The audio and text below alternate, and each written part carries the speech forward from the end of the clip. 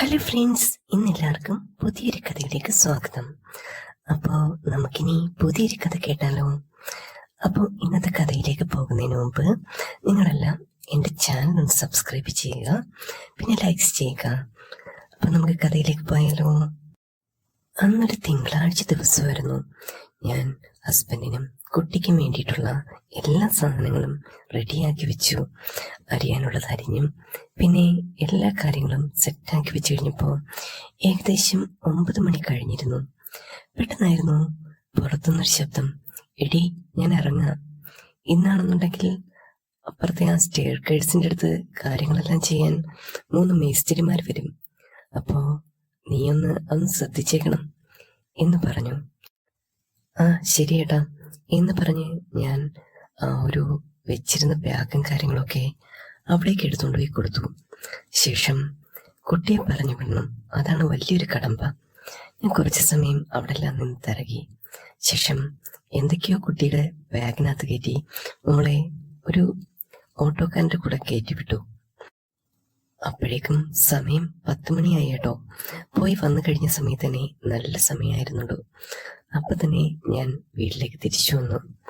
ശേഷം എൻ്റെ കാര്യങ്ങളെല്ലാം ചെയ്ത് ഒന്ന് കുളിച്ച് വൃത്തിയായി ഒന്ന് സാരിയൊക്കെ ഉടുത്തിട്ട് നിന്നു.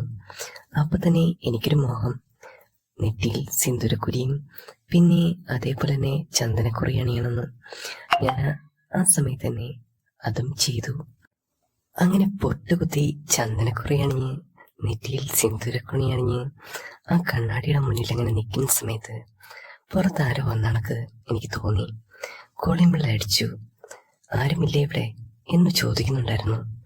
ഞാൻ നല്ല സുന്ദരി കുട്ടിയായി പുറത്തേക്ക് ഇറങ്ങിച്ചെന്നു. പെട്ടെന്ന് 3 പേരായിരുന്നു വന്ന് നിൽക്കുന്നത്. കയ്യിൽ മമ്മട്ടിയും പിന്നെ അവരുടെ പണിസാധനങ്ങളും പിന്നെ ചില കാര്യങ്ങളെല്ലാം ഉണ്ട്. അവിടെയാണെന്നുണ്ടെങ്കിൽ പിന്നാമ്പുറത്ത് സ്റ്റെയറിൻ്റെ അവിടെ എന്തൊക്കെയോ പണികൾ ബാക്കിയുണ്ട്. അത് ശരിയാക്കാൻ വന്ന മേസ്തിരിമാരാണ് അവർ 3 പേരും. പെട്ടെന്ന് ഞാൻ അതിലൊരാൾ മാത്രം ശ്രദ്ധിച്ചു. ആളുടെ പ്രായം ഏകദേശം എന്നെ പോലെ തന്നെ. പിന്നെ കാണാനാണെങ്കിൽ അത്യാവശ്യം ബാക്കി 2 പേരെക്കാട്ടിലും കാണാൻ അത്യാവശ്യം കൊള്ളാം എന്നെനിക്ക് തോന്നി. അപ്പം തന്നെ ഞാൻ പറഞ്ഞു, പിന്നിലെ വർക്കിന് വന്നെയാണോ എന്ന് ചോദിക്കുന്ന സമയത്ത് അതിൽ മുതിർന്ന ഒരാൾ എന്നോട് പറഞ്ഞു, അതെ, ഞങ്ങളുടെ അടുത്ത് പറഞ്ഞിട്ടുണ്ടായിരുന്നു ഇവിടെ പണിയും കാര്യങ്ങളൊക്കെ ഉണ്ടെന്ന്. അതാ ഇങ്ങോട്ട് രാവിലെ തന്നെ പോരുന്നത്. എവിടെയാ ചെയ്യേണ്ട കാര്യങ്ങളൊക്കെ എന്ന് അയാൾ ചോദിക്കുന്ന സമയത്ത് ഞാൻ പറഞ്ഞു, പിന്നിലാണ് കേട്ടോ, അങ്ങോട്ട് വന്നു കഴിഞ്ഞാൽ ഞാൻ കാണിച്ചു തരാം എന്ന് ഞാൻ മറുപടി പറഞ്ഞു. ഞാനത് പറയുന്ന സമയത്ത് എൻ്റെ പ്രായത്തിലുള്ള ആ ഒരു മനുഷ്യൻ എന്നെ തന്നെ നോക്കി. കാണാൻ എവിടെയോ കണ്ട നല്ല പരിചയമുണ്ട് എന്ന് എനിക്ക് ആ സമയം തോന്നിയെങ്കിലും ഞാനൊന്നും ചോദിച്ചില്ല. 3 പേർക്കും ഞാൻ പിന്നാമ്പുറത്തേക്കുള്ള ആ വഴി കാണിച്ചു കൊടുത്തു. ശേഷം തിരികെ അടുക്കളയിലേക്ക് തന്നെ വന്നു. ഹസ്ബൻഡും കുട്ടിയും പോയി കഴിഞ്ഞാൽ എനിക്ക് ചെറിയ ഫാൻസി പരിപാടികളൊക്കെ ഉണ്ട്. വീട്ടിലൊറ്റയ്ക്കാണല്ലോ, അതുകൊണ്ട് തന്നെ ഞാൻ ചെറിയ സാരികളൊക്കെ എടുത്ത് നോക്കും. ചെറിയ സാരികളൊക്കെ ഉടുത്തു നോക്കും. അത് എങ്ങനെയുണ്ടെന്നൊക്കെ അറിയാൻ വേണ്ടിയിട്ടാണ് ചില സമയത്ത് ഞാനങ്ങനെ നോക്കുന്ന കാര്യങ്ങളൊക്കെ. അവർ വന്ന സമയത്തും ഞാൻ അതേ പരിപാടി തന്നെയായിരുന്നു. മറ്റൊന്നുമല്ല, ചില സീരിയലില് ചില പെണ്ണുങ്ങൾ നല്ല പട്ടുസാരിയൊക്കെ ഉടുത്തിറങ്ങി വരുമ്പോൾ ഞാൻ ആലോചിക്കാറുണ്ട്, അങ്ങനെയൊക്കെ ഉടുത്ത് വീട്ടിലൊക്കെ നിൽക്കണം, അത് എല്ലാവർക്കും ഒരു മോഹമല്ലേ എന്ന് വിചാരിച്ചു. ആ സമയത്ത് ഞാൻ ചുമ്മാ എടുത്തു കൊടുത്തായിരുന്നു ചെറിയൊരു പട്ടുസാരി. അതും നല്ല കോസ്റ്റായിട്ടുള്ള സാധനമായിരുന്നു. അങ്ങനെ നിൽക്കുന്ന സമയത്ത് എനിക്കൊരു ബോധ്യം തോന്നി, എല്ലാവരും ഒന്ന് കാണിക്കണമെന്ന്. ഞാൻ ഇടയ്ക്ക് ഇതേപോലെ പുറത്തിറങ്ങി നിൽക്കും സാരിയൊക്കെ ഉടുത്ത്. അപ്പം എല്ലാവരും എന്നെ ശ്രദ്ധിച്ച് പോകുന്നത് കാണുമ്പോൾ എനിക്ക് ഭയങ്കര ആഗ്രഹമാണ്, എല്ലാവരും എന്നെ ശ്രദ്ധിക്കുന്നുണ്ടല്ലോ എന്നൊക്കെ എൻ്റെ തോന്നൽ എനിക്കുണ്ടായിരുന്നു. അങ്ങനെ സമയം 12 മണി കഴിഞ്ഞിരിക്കുന്നു. ഇപ്പോൾ ഉച്ചയ്ക്കാണെന്നുണ്ടെങ്കിൽ നല്ല വെയിൽ വന്നിട്ടുണ്ട്. അപ്പുറത്തുള്ള ആൾക്കാരുടെ കാര്യം എന്താണെന്ന് ഞാനൊരു നിമിഷം ചിന്തിച്ചു. പെട്ടെന്ന് അങ്ങനെ ചിന്തിച്ച് നിൽക്കുന്ന സമയത്ത് അടുക്കളയിൽ വാതിൽ ഒരാൾ വന്ന് മുട്ടി. അതാ പയ്യനായിരുന്നു.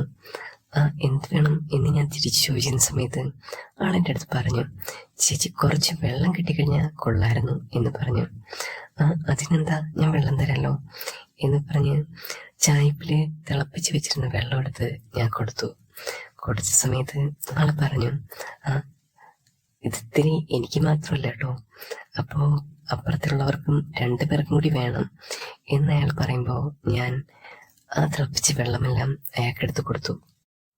ആ ഈ വെള്ളത്തിന് നല്ല രുചിയുണ്ടല്ലോ എന്ന് അയാൾ പറയുന്ന സമയത്ത് ഞാൻ പറഞ്ഞു, നല്ല കരിങ്ങാലിയിട്ട് തിളപ്പിച്ച വെള്ളമാണ് ആശാനെ എന്ന് പറയുമ്പോൾ, ആഹാ ചേച്ചി കുറച്ച് ഫണ്ണാണല്ലോ എന്ന് അയാൾ എൻ്റെ അടുത്ത് പറഞ്ഞു.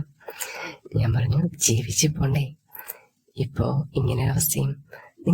നിങ്ങളുടെ പേരെന്താ എന്ന് ഞാൻ ചോദിച്ച സമയത്തന്നെ ആള് പറഞ്ഞു, എൻ്റെ പേര് മനു. നിങ്ങളെ ഞാൻ എവിടെ കണ്ടിട്ടുണ്ട് എന്ന് പറഞ്ഞു. അങ്ങനെ ചാൻസ് ഇല്ല, ഞാനങ്ങനെ കാണാൻ വഴിയില്ല എന്ന് അയാൾ തിരിച്ചു പറഞ്ഞു. ഓ എനിക്ക് വെറുതെ തോന്നിയതായിരിക്കും. എൻ്റെ പ്രായമാണോ എന്ന് ഞാൻ ചോദിച്ചു. എനിക്ക് ഏകദേശം ഒരു 32 വയസ്സിനടുത്തുണ്ട്. എനിക്ക് തോന്നി നമ്മൾ 2 പേരും സമാസമാക്കാരാണെന്ന്. ഓക്കെ, എൻ്റെ പ്രായം ഏകദേശം 32 കേട്ടോ എന്ന് ഞാനും അതേപോലെ തന്നെ പറഞ്ഞു. അയ്യോ, ഞാൻ വിചാരിച്ചു എന്നേക്കാൾ പ്രായം കുറവായിരിക്കുമെന്ന് അയാൾ എൻ്റെ അടുത്ത് പറഞ്ഞു. അത് കേട്ട സമയത്ത് തന്നെ ഞാൻ പൊങ്ങിപ്പോയി. എന്താ ഇങ്ങനെ പറഞ്ഞത്? ഞാനൊരു കുട്ടിയുടെ അമ്മയാണ് കേട്ടോ എന്ന് ഞാൻ തിരിച്ചു പറഞ്ഞു. ആഹാ, കണ്ടാ പറയില്ലല്ലോ എന്ന് അയാൾ തിരിച്ചെന്നോടും. അത് കേട്ട സമയത്ത് ഞാൻ ഒന്നുകൂടെ പൊങ്ങിപ്പോയി. മേഡത്തിനെ ഇപ്പൊ കാണാൻ നല്ല സുന്ദരിയായിട്ടുണ്ട് കേട്ടോ. ചേച്ചി ഈ സാരി ഉടുത്തത് നല്ല ഭംഗിയുണ്ട്. ചിലർ സാരി ഉടുക്കുമ്പം അത്ര ഭംഗിയൊന്നും കാര്യങ്ങൾ കാണത്തില്ല. ചേച്ചിക്ക് നല്ല ഭംഗിയും കാര്യങ്ങളൊക്കെ ഉണ്ട് കേട്ടോ എന്ന് അവൻ പറഞ്ഞു. എടോ, എന്നെ ചേച്ചി എന്നൊന്നും വിളിക്കണ്ട, നമ്മൾ 2 പേരും ഒരേ പ്രായക്കാരാണ്. എന്നെ ആശ എന്ന് വിളിച്ചാൽ മതി. നിങ്ങളുടെ പേര് ആശ എന്നാണല്ലേ എന്ന് അയാൾ എൻ്റെ അടുത്ത് ചോദിച്ചു.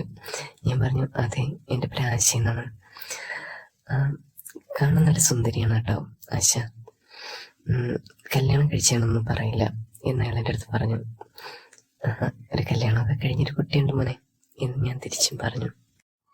ആശ എപ്പോഴെങ്കിലും മോഡേൺ ഡ്രസ്സ് എന്തെങ്കിലും ട്രൈ ചെയ്തിട്ടുണ്ടോ എന്ന് അയാൾ എൻ്റെ അടുത്ത് ചോദിച്ചു.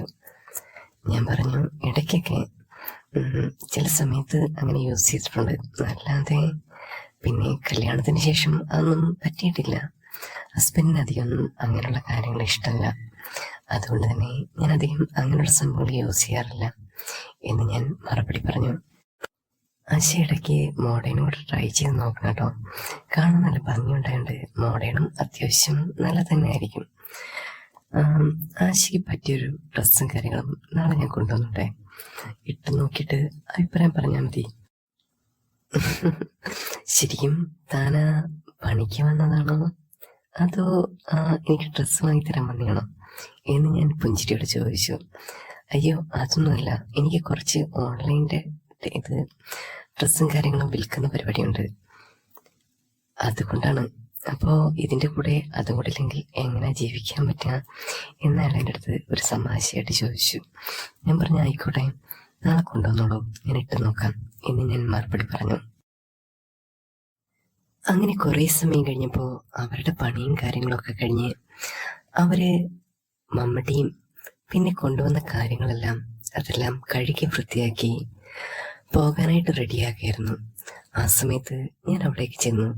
അപ്പോൾ അവനെന്നെയും നോക്കി, ഞാൻ അവനെയും. ശേഷം അവരാരും കാണാതെ അവൻ എൻ്റെ അടുത്തേക്ക് വന്നു.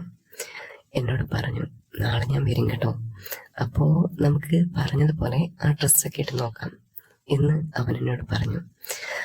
അങ്ങനെ ആ ഒരു ദിവസം കടന്നുപോയി. ഈ ഒരു കഥയുടെ അടുത്ത ഭാഗം ഉടൻ തന്നെ അപ്ലോഡ് ചെയ്യുന്നതായിരിക്കും. അപ്പം എല്ലാവരും ഈ സ്റ്റോറിയുടെ ബാക്കി കേൾക്കാനായിട്ട് കമൻറ്റ് ചെയ്യുക കേട്ടോ.